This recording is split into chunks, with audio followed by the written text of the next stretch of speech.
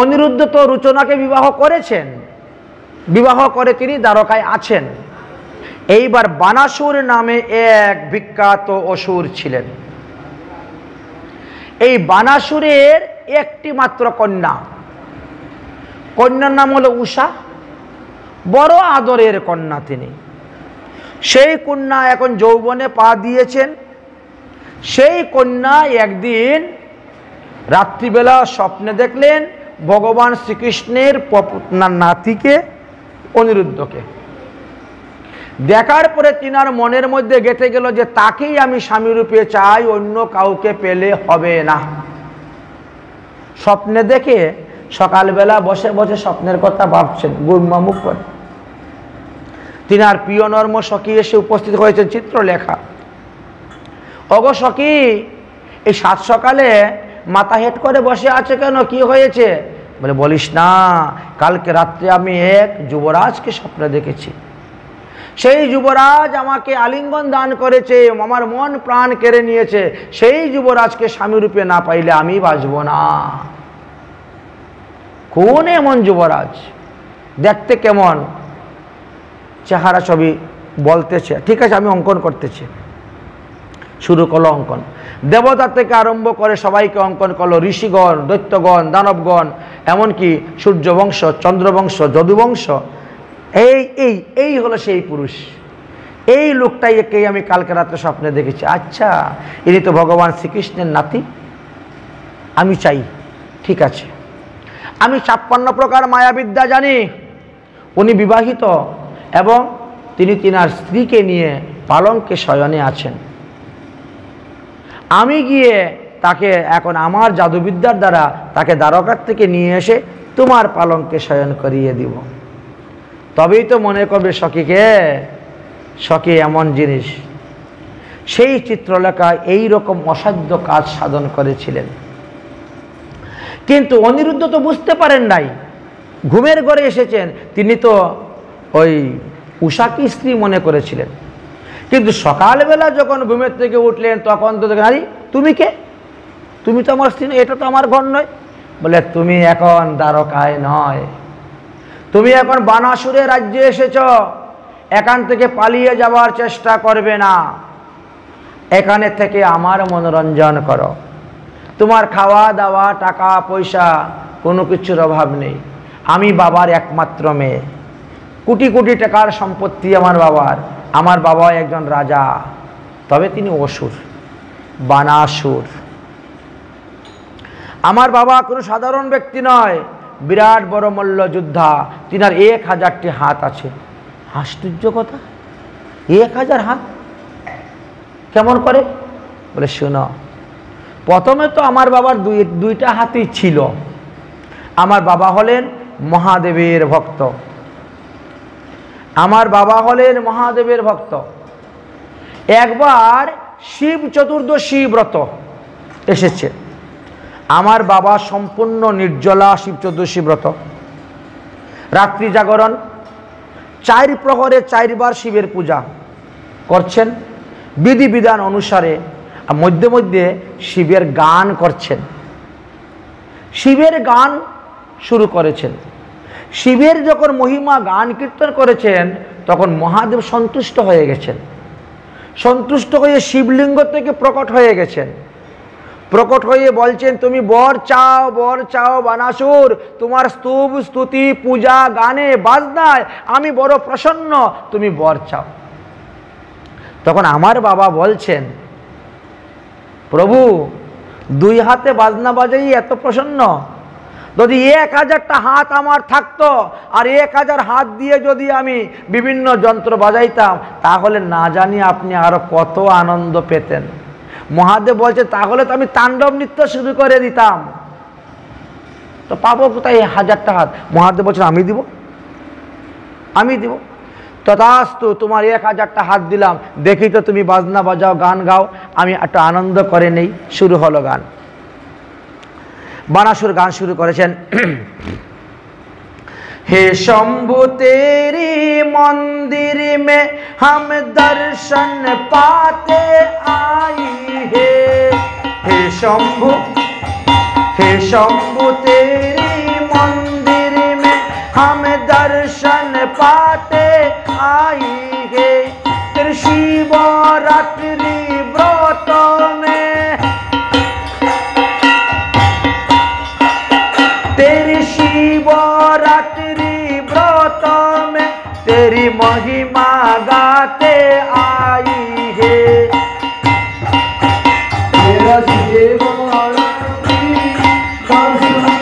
और शिवरात्रि व्रत में मैं महिमा गाते आई है। शिवरात्रि व्रत में महिमा गाते आई है। हे शंभु, हे शंभु, हे शंभु तेरी मंदिर में हम दर्शन पाते आई है। हे शंभु, हे शंभु तुम्हार मंदिर में दर्शन पाते आए हैं। शिवरात्रि महोत्सव आया है, शिवरात्रि महोत्सव आया है, शिवरात्रि महोत्सव आया है, शिवरात्रि महोत्सव आया है। प्रभु और दया का छाया है, तेरी पूजा करे तेरी भक्तन ने, सब दीवी जलाते आया है, दीवी जलाते आया है। हे शंभु, हे शंभु तेरी मंदिर में हम दर्शन पाते आया है। हे शंभु मेरा मंदिर में दर्शन पाते आया है। हे त्रिशूलधारी कैलाशपति, त्रिशूलधारी कैलाशपति, हे त्रिशूलधारी कैलाशपति, त्रिशूलधारी कैलाशपति। तेरी दया का झाक छवि, तेरी दया का झाक छवि, तेरी दया की बहती गंगा में, तेरी दया की बहती गंगा में हम प्यास बुझाते आया है, हम प्यास बुझाते आया है। हे शंभु, हे शंभु तेरी मंदिर में हम दर्शन पाते आया है। हे शंभु तेरी मंदिर में दर्शन पाते आया है। हे शंभु तेरी चरणन में, शंभु तेरी चरण में हम भक्ति मांगने आया हूँ, हम भक्ति मांगने आया है। तेरे जीवन की चंडी मस्ती में, जीवन की चंडी मंदिर है, तेरी महिमा गाते आया है, महिमा गाते आया है।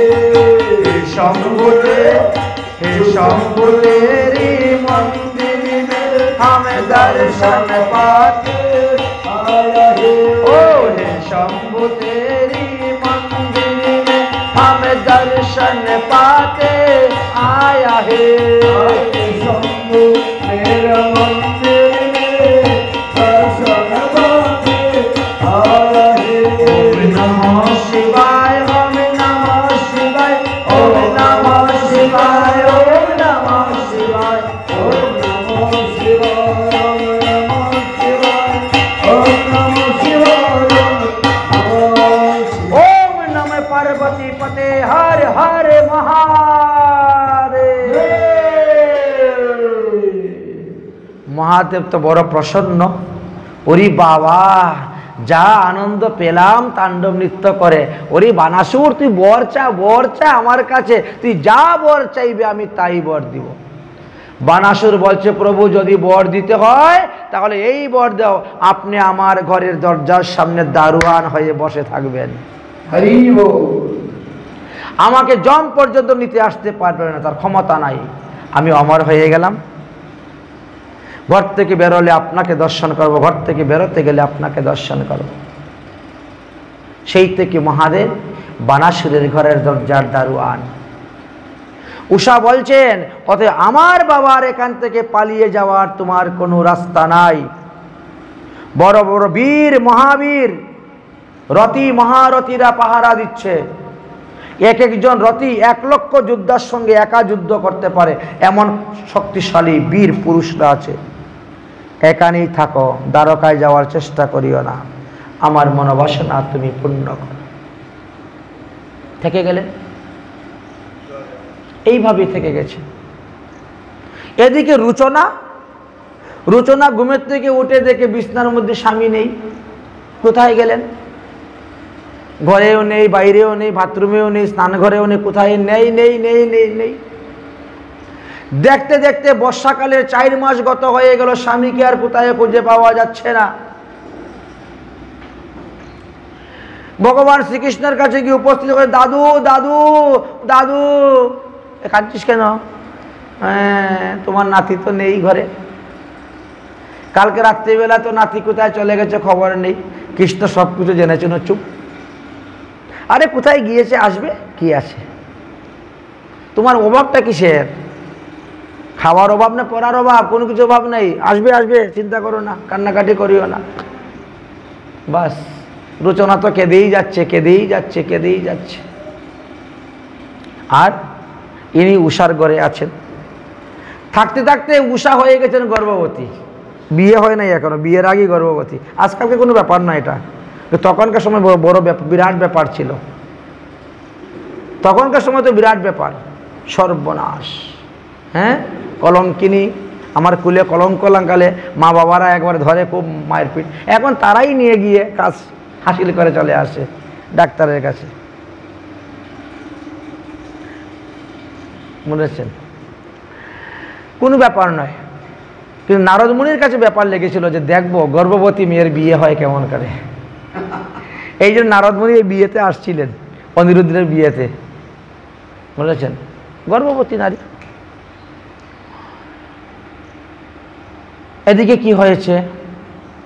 বানাসুর 1000টা হাত নিয়ে, তিনি তো এখন উঠতে কষ্ট, বইতে কষ্ট, খাইতে কষ্ট, শুইতে কষ্ট, কষ্ট আর কষ্টই।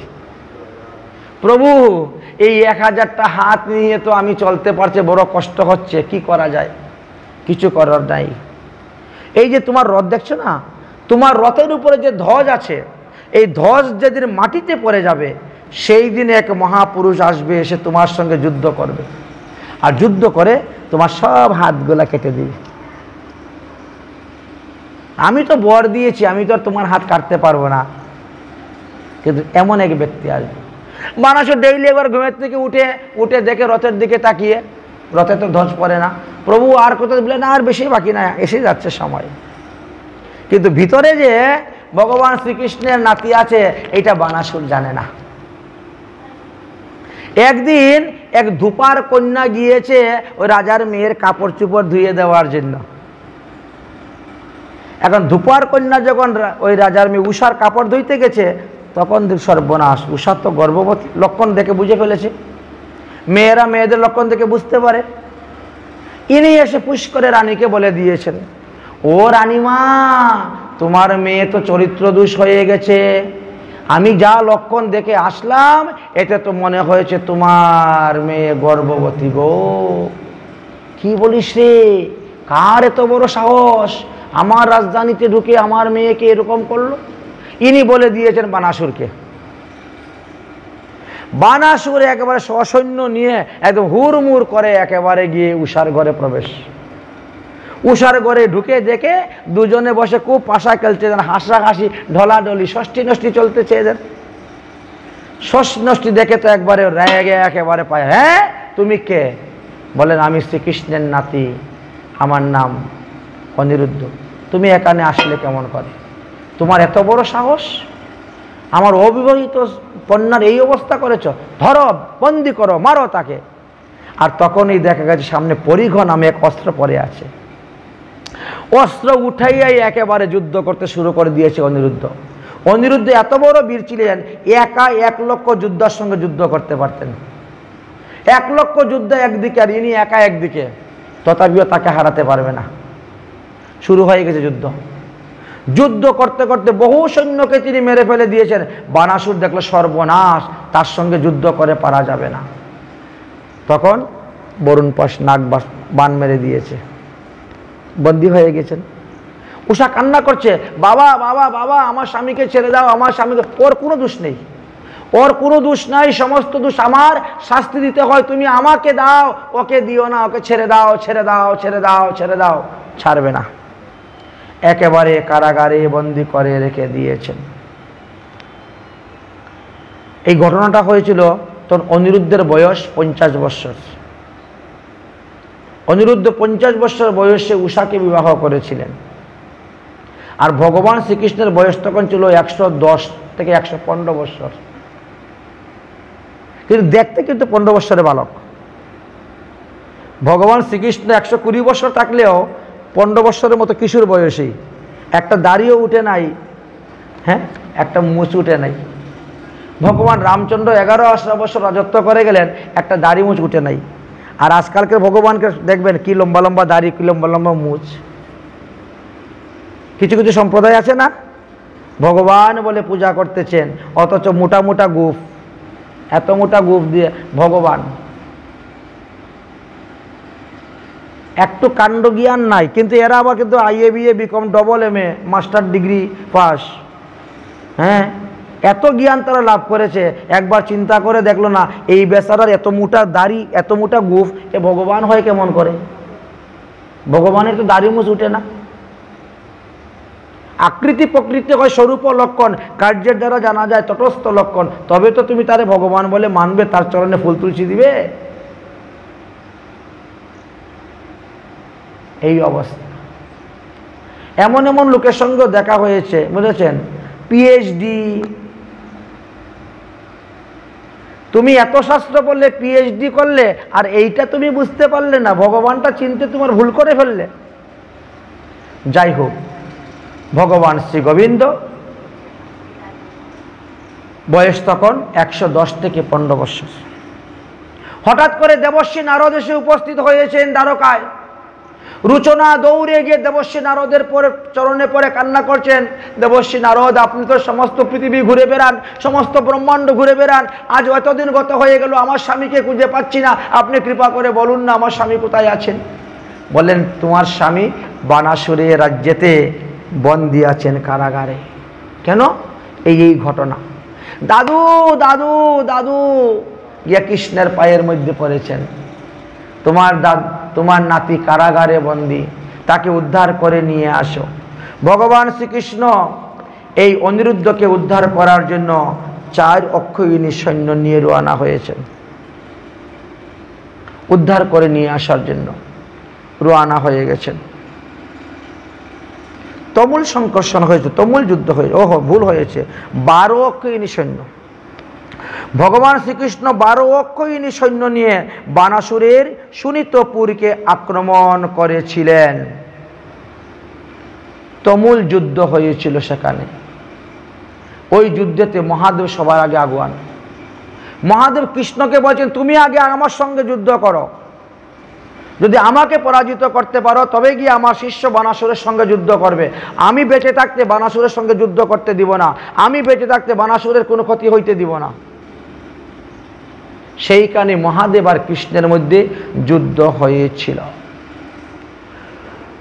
সুখদেব বললেন, হে মহারাজ পরীক্ষিত, সে এক তুমুল মহা সংঘর্ষণ যুদ্ধ হয়েছিল, যেখানে ভগবান শ্রীকৃষ্ণের সঙ্গে মহাদেব যুদ্ধ করেছিলেন, প্রদ্যুম্নের সঙ্গে কার্তিক যুদ্ধ করেছিলেন, বলরামের সঙ্গে কুষ্মাণ্ডু যুদ্ধ করেছিলেন, কৃপকর্ণের সঙ্গে বানাসুর যুদ্ধ করেছিলেন, শাম্বের সঙ্গে স্বয়ং বানাসুরের সঙ্গী সারথি যুদ্ধ করেছিল।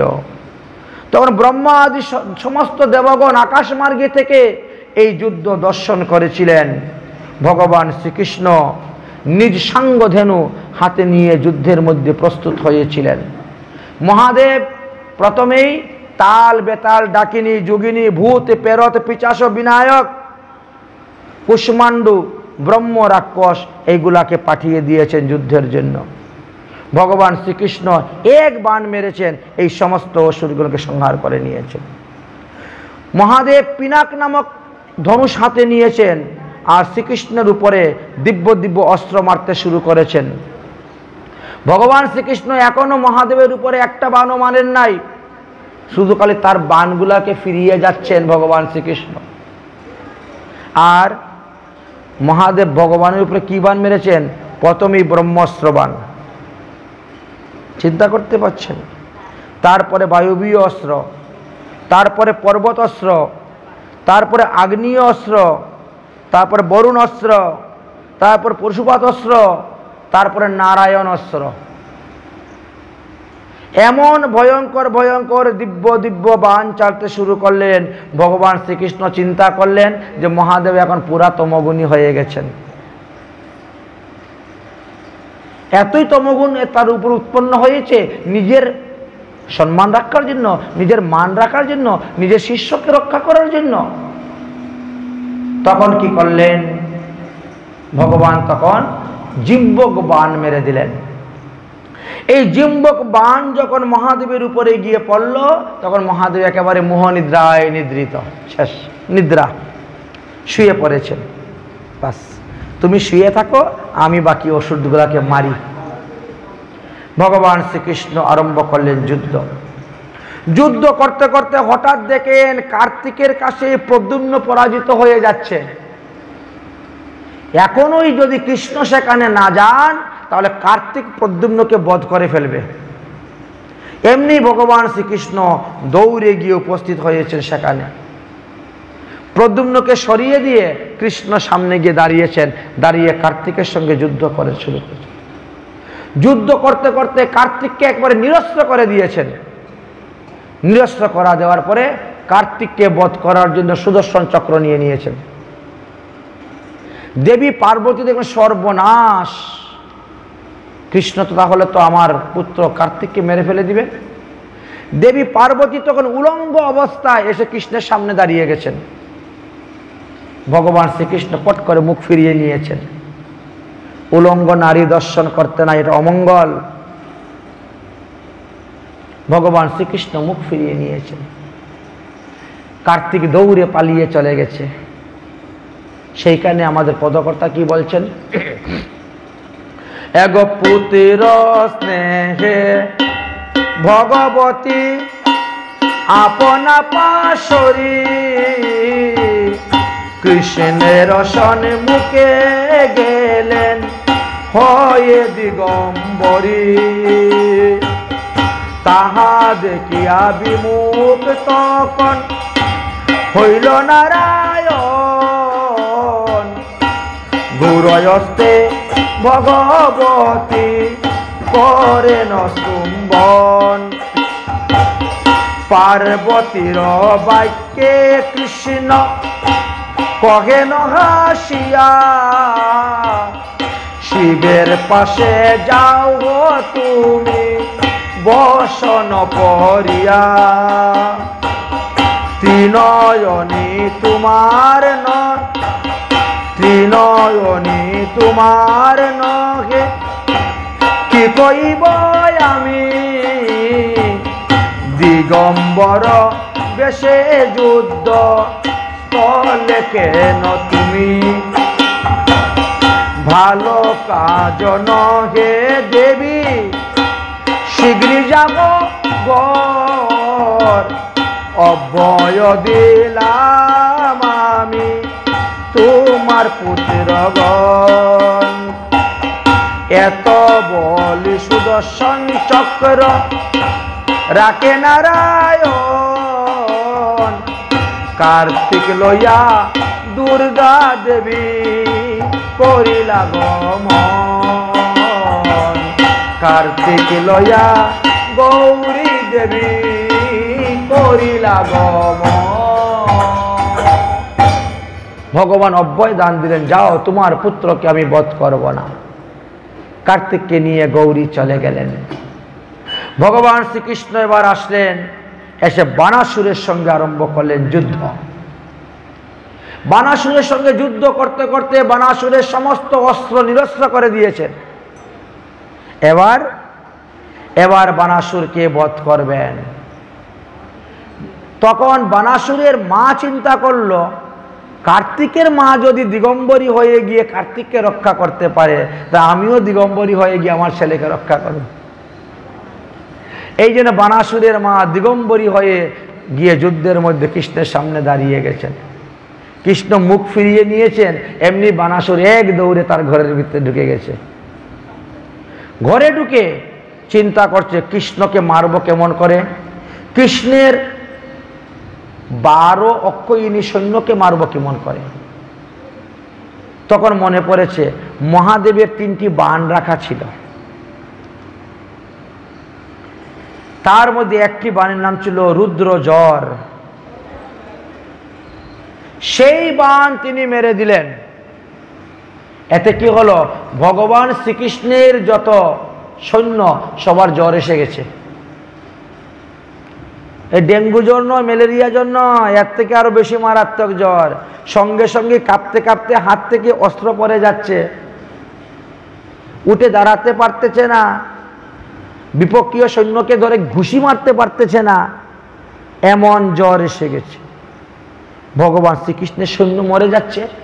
এ কি, আমার সৈন্য সব মরে যাচ্ছে কেন, কি হলো? সর্বনাশ, এদের তো রুদ্রজ্বর এসে গেছে। জ্বরের কারণে তারা যুদ্ধ করতে পারতেছে না। ভগবান শ্রীকৃষ্ণ তখন শীতল জ্বর তৈরি করে মেরে দিলেন। এবার রুদ্রজ্বর আর শীতল জ্বরে শুরু হলো মারামারি। শীতল জ্বরের কাছে রুদ্রজ্বর পরাজিত হয়ে গেছে। শীতল জ্বরে রশি দিয়ে বেঁধে রুদ্রজ্বরকে নিয়ে এসেছে কৃষ্ণের কাছে। রুদ্রজ্বর তখন ক্ষমা চাচ্ছে, হে কৃষ্ণ, আমাকে ছেড়ে দাও, আমাকে প্রাণে মারিও না। বলে, ছাড়তে পারি, তবে আমার সঙ্গে প্রতিশ্রুতি দিতে হবে। কি? আজকে থেকে আমার ভক্ত যারা, তাদেরকে তুমি ধরতে পারবে না। আমার ভক্ত যারা, তাদেরকে তুমি ধরতে পারবে না। এই প্রতিজ্ঞা যদি দাও, আমার সঙ্গে প্রতিশ্রুতি দাও, তবে তোমাকে রক্ষা, না হলে তোমাকে সংহার।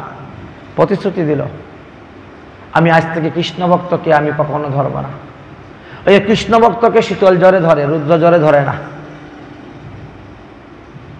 রুদ্র জ্বর চলে গেল।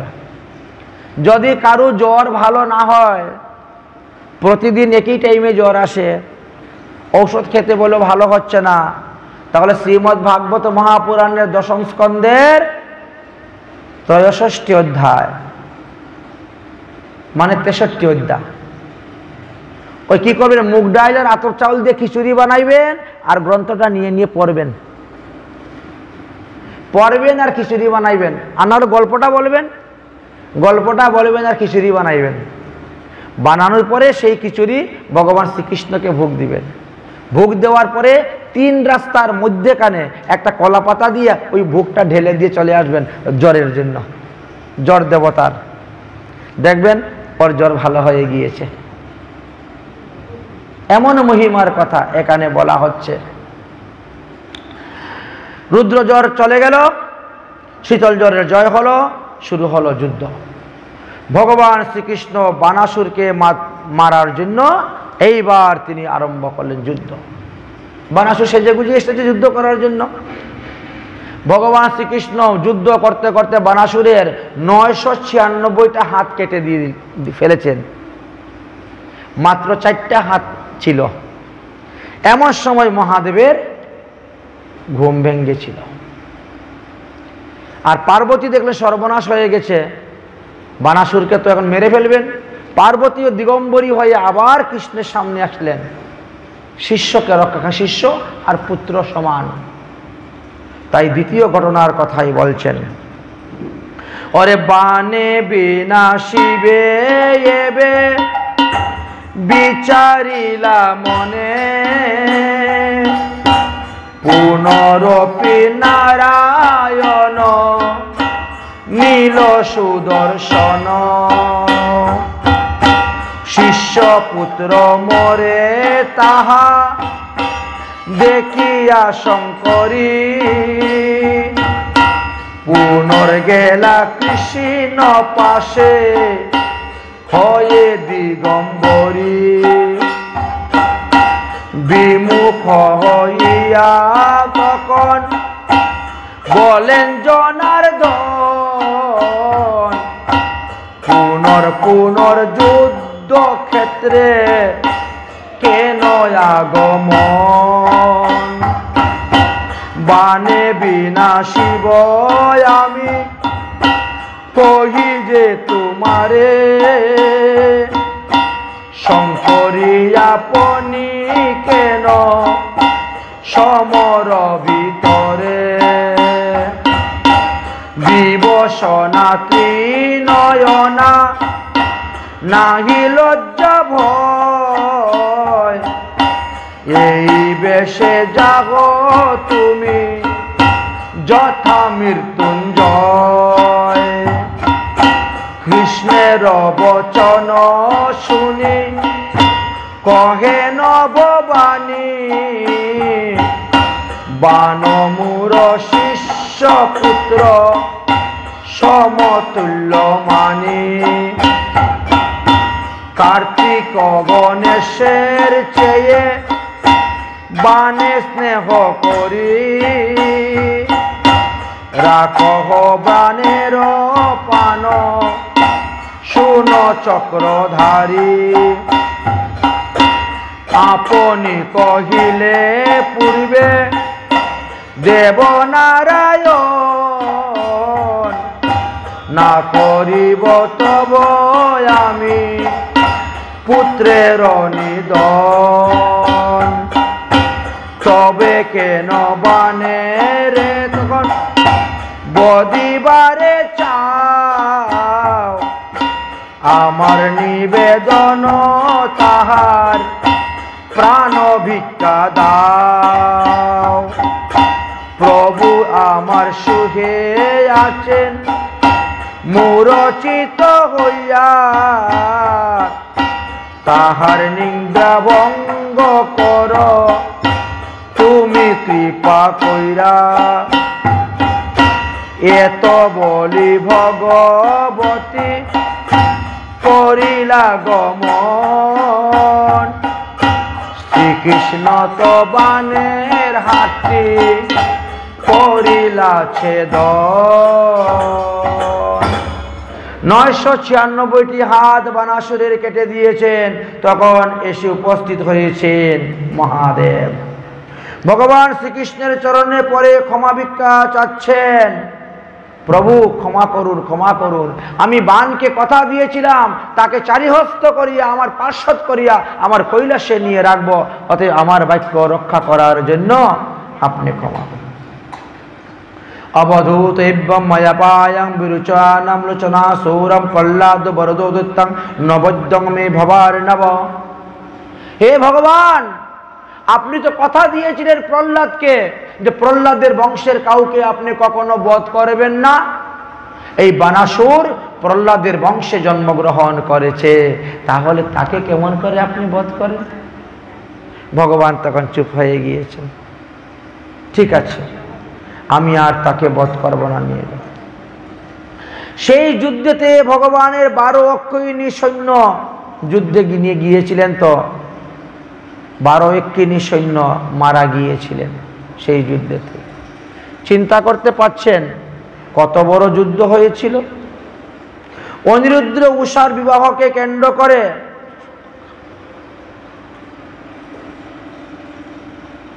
25,47,270 জন লোক মারা গিয়েছিল নাতির বিয়া সাধারণ নয় ভগবান শ্রীকৃষ্ণ অনিরুদ্ধকে বানাসুরের কাছ থেকে উদ্ধার করে আনার জন্য উষা অনিরুদ্ধের বিবাহের জন্য গিয়েছিলেন তো আর এতে ভগবান শ্রীকৃষ্ণের 25,47,270 জন লোক মারা গিয়েছিল তারপরে আনলেন উষা অনিরুদ্ধের বিবাহ হয়েছিল